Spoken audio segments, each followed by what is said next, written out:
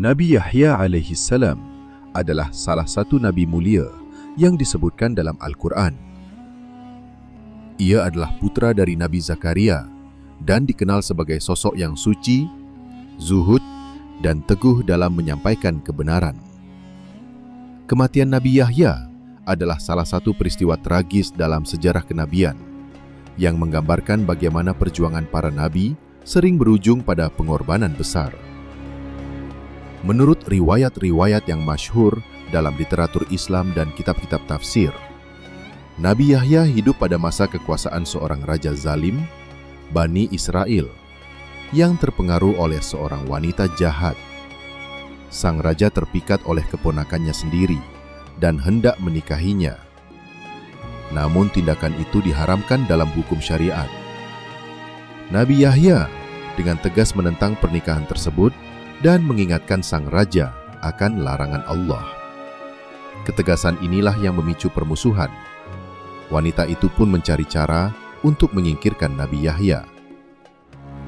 Dalam sebuah jamuan besar, ia menari di hadapan sang raja dan berjanji untuk menuruti permintaan raja, asalkan satu permintaan darinya dikabulkan. Ketika sang raja menyanggupi, ia pun meminta kepala Nabi Yahya sebagai hadiah. Dengan berat hati, raja yang telah terlanjur terikat janji mengabulkannya.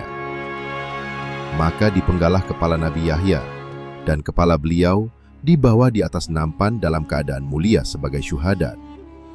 Kisah tragis ini menunjukkan bahwa kebenaran terkadang harus dibayar mahal. Nabi Yahya wafat sebagai syahid dalam usia muda karena mempertahankan prinsip agama.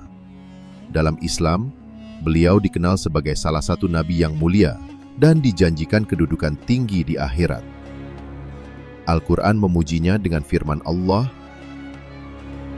"Dan keselamatan atasnya pada hari ia dilahirkan dan pada hari ia wafat dan pada hari ia dibangkitkan hidup kembali."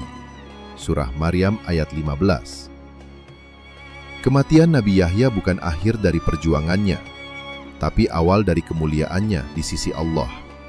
Ia menjadi simbol keberanian dan keteguhan dalam membela kebenaran, meskipun harus berhadapan dengan penguasa zalim dan godaan dunia.